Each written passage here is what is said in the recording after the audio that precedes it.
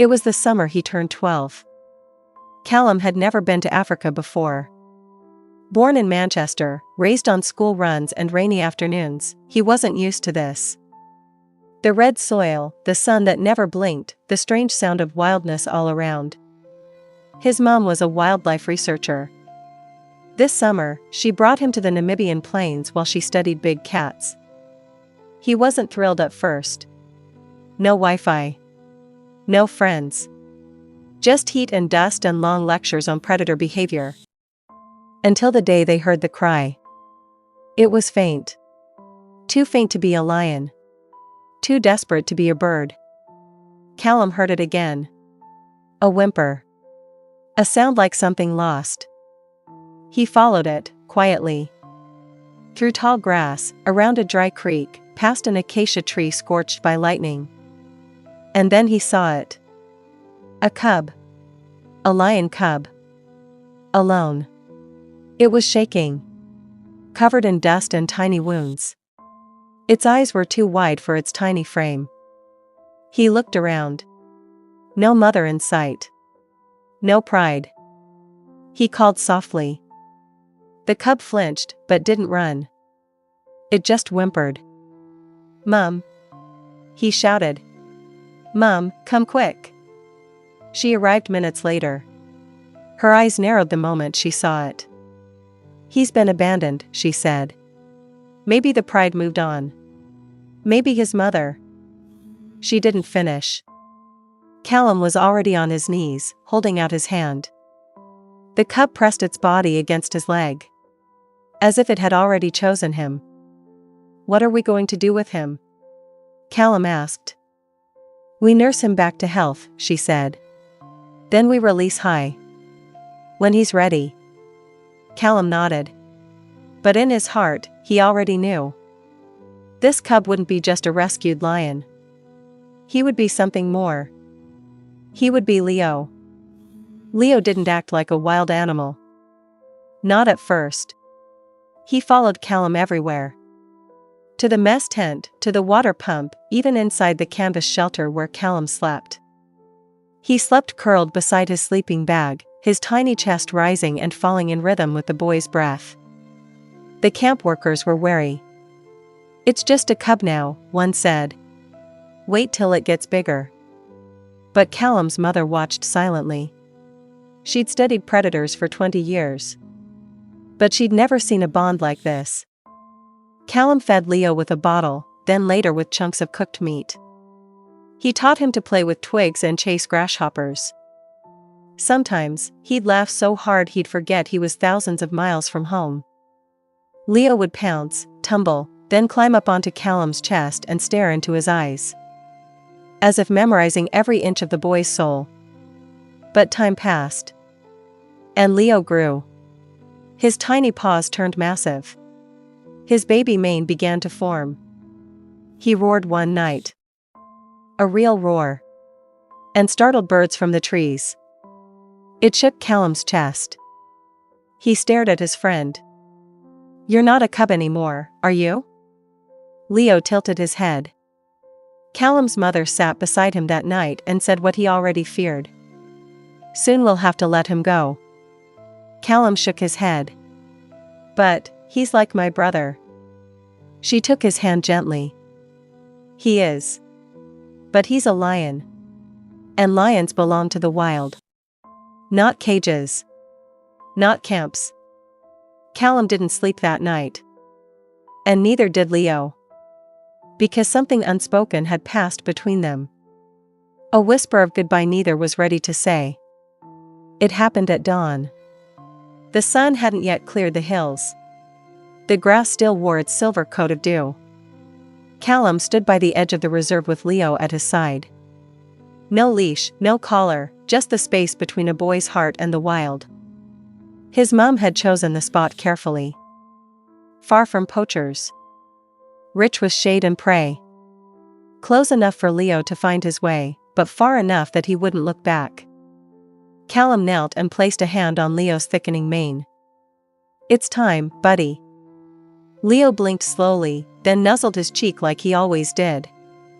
Callum had memorized that face. The golden coat, the black rings around his eyes, the scar near his left ear from when he fell chasing birds. He swallowed hard. "You're gonna be okay," he whispered.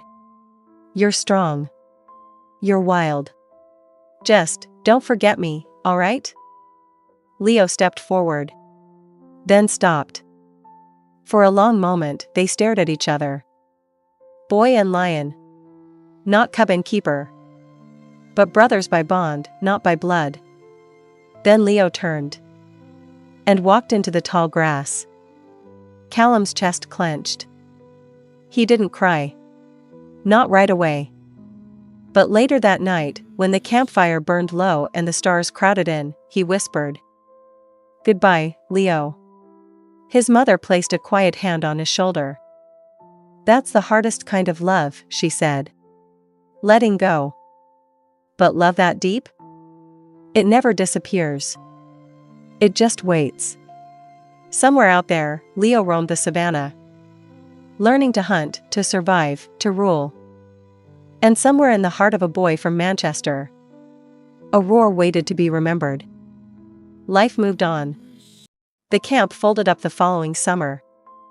Callum returned to Manchester. School. Routine. Rain. But something had changed in him. He didn't talk much about Leo. Not to classmates, not even to his mum. But late at night, he'd look at the photo tucked inside his drawer. It was blurry. Just a boy and a cub curled beside each other on the sand. But to Callum, it was everything. He wrote about Leo for a school essay once. The teacher marked it too emotional and suggested he write about something real next time. He didn't write about Leo again. But he never forgot. On his 18th birthday, he asked for only one thing. "Can we go back?" His mother paused. "Back to Namibia?" Callum nodded. "I need to know if he made it." She searched his face for a moment, then smiled softly. "All right. Let's find out." 2 months later, they flew into Windhoek, then drove 6 hours through thorny brush and burned orange savanna. They met with trackers, park rangers, biologists. No one had seen a lion with that exact scar or markings. But one ranger said something curious. "There's a male we've seen near the western hills. Doesn't hunt near humans. But he's huge. Solitary. Dominant. Smart." Callum's heart stirred. Could it be? The ranger shrugged. Could be any lion. Or could be the one you're looking for. They gave Callum permission to go with a guide at sunrise. One day. One chance. As the jeep rattled into the plains, Callum looked out across the endless grass. 7 years. Would he remember? The sun was high. Heat shimmered over the savannah like a ghost. Callum wiped sweat from his brow as the guide scanned the horizon through binoculars. Nothing yet. Just silence. And wind. They stopped near a dry riverbed to rest. The guide crouched to examine fresh tracks in the dirt. "Lion," he said. "Big one. Hours old." Callum's heart pounded. He stepped closer, knelt beside the tracks. Something about the size, the depth, it felt familiar. That's when he heard it. A growl. Low. Deep. Too close. The guide froze. "Get behind me, now," he whispered. From the tall grass, 3 lions emerged. Not one, but 3. Eyes locked on the intruders. Muscles tensed. Hunger in their gaze. Callum stepped back slowly. His heart thundered. The lead lion snarled. Took a step closer. Callum stumbled. And fell. The world tilted. Then. A roar. But not from them. From behind. A roar so loud, so sharp, it cut through the air like thunder cracking stone. The 3 lions jerked their heads.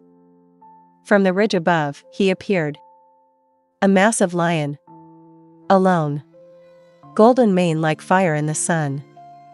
Eyes locked on Callum. He charged. Not at the boy. At the others. Chaos erupted. Dust flew. Growls collided. Claws slashed. The big lion fought like fury itself, driving the others off with terrifying precision. Then, silence. The three lions fled. Callum stood frozen, heart racing. The massive lion turned and looked at him. His left ear. Scarred. Just like before. Callum's breath caught in his throat. Leo? The lion blinked slowly. Then, he stepped forward. Not with menace, but recognition. The guide whispered, stunned. That's not just any lion. Callum didn't hear him. He was already walking forward. Toward the lion who had once been a cub in his arms. They stood face to face. Callum. Older, braver, trembling. Leo. Massive, wild, scarred by time and survival. But between them, no fear. Only recognition. Leo lowered his head slightly, just as he had when he was a cub asking for milk. Callum's breath caught. It was him. No doubt. Slowly, Callum stepped closer. One foot in the dust, one in the past. You remember me, don't you? Leo blinked. Then moved forward. Deliberate, careful. The guide behind him whispered, don't move. That thing could kill you in seconds. But Callum didn't move. He couldn't. Because in Leo's eyes, he didn't see a predator. He saw a memory. The lion stopped just inches away, his golden eyes locked on Callum's. Then, he did something no one expected. He nuzzled Callum's chest. Gently. Like he used to. Callum's knees buckled, tears stinging his eyes. You remember. Leo sat beside him, tail swaying. Calm. Loyal. Protective. The roar that had sent 3 wild lions fleeing? It wasn't about territory. It wasn't about power. It was a promise. A roar that remembered the boy who once saved him. Fed him. Named him. Callum raised a shaking hand. Laid it on Leo's mane. The lion didn't flinch. The guide lowered his camera. He couldn't believe what he was seeing. This is impossible, he whispered. But some bonds don't break. Some memories live in muscle and marrow, in scars and heartbeat. And in that vast savanna, under a sky too wide to hold their story, a boy and his lion were reunited. Not by chance, but by love that never forgot. They spent 1 more hour together. Callum sat beside Leo beneath the tall acacia tree, the same way they had once curled together on the canvas floor. Only now, the cub had become a king. And the boy, a man who never stopped hoping. Leo rested his great head near Callum's knee. No growls. No fear. Only quiet understanding. The guide finally spoke. We need to go. Sunset comes fast out here. Callum nodded, eyes never leaving Leo. He leaned down, pressed his forehead gently to Leo's. Thank you, he whispered. For remembering. For finding me. For protecting me. Leo blinked. Then stood. His frame towering, majestic. He gave one final look. And turned. Not away. But toward the ridge. Toward the wild. Toward home. Callum didn't call out. He let him go. Again. But this time it wasn't goodbye. It was something better. He knew now that their story didn't end the day Leo walked into the tall grass. It lived on in tracks in the dirt. In roars that echoed over dry valleys. In a scar on a lion's ear and a memory in a boy's heart. Back in Manchester, Callum kept that old photo, framed this time. And every year, on the anniversary of that roar, he lit a candle by the window and whispered, "I remember too." Somewhere, beneath the African stars, a lion raises his head and listens. Thank you for joining us on this emotional journey through this wonderful tale. If this story touched your heart, please give it a thumbs up, share it with someone who loves mystical tales. And don't forget to subscribe to The Real Furry Stories for more unforgettable stories of love, loss, and the bonds that never die. Until next time, may your lanterns always stay lit. Hearty goodbye.